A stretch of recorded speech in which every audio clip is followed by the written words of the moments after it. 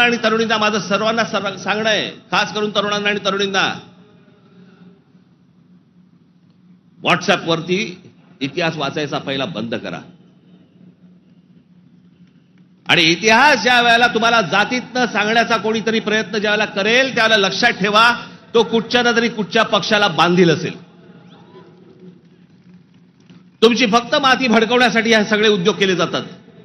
तुम्ही एक होऊच नाहीत, तुम्ही मराठी म्हणून एक येऊच नाहीत, तुम्ही महाराष्ट्र म्हणून एक येऊच नाहीत, याच्यासाठी जे सगळे प्रयत्न चालू असतात. मुळात विषय वेगळे असतात आणि मग विषय हे असले विषय काढून तुम्हाला भरकटवलं जातं, वेगळीकडे नेलं जातं आणि आम्ही तिकडे बघतो आणि बाकीचे इकडे काम आटपून घेतात.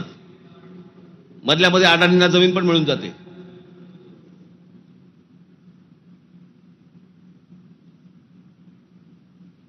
मुंबईचा विमानतळ दिला अदानीनं, मग अजून कुठचा नवी मुंबईचा दिला अदानीला, मग आता पालघरचा दिला अदानीला, मग तिकडचं बंद दिला अदानीला. अदानी हुशार निघाला, आम्ही अडाणी निघालो.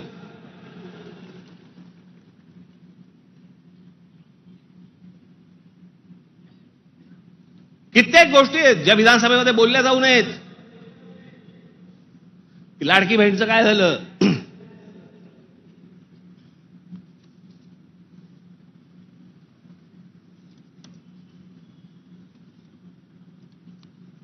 लाडकी बहीणचं काय झालं? काही नाही. बंद होणार ती योजना. मी निवडणुकीच्या वेळेला सांगत होतो, पण माझं खरं सांगून तुम्हाला पटलं नाही, त्यांचं खोटं सांगून पटलं. काय कमाल आहे.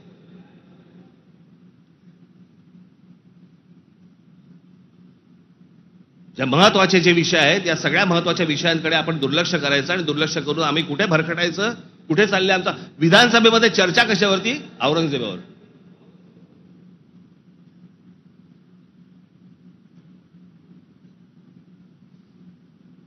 मी तुम्हाला मुद्दाम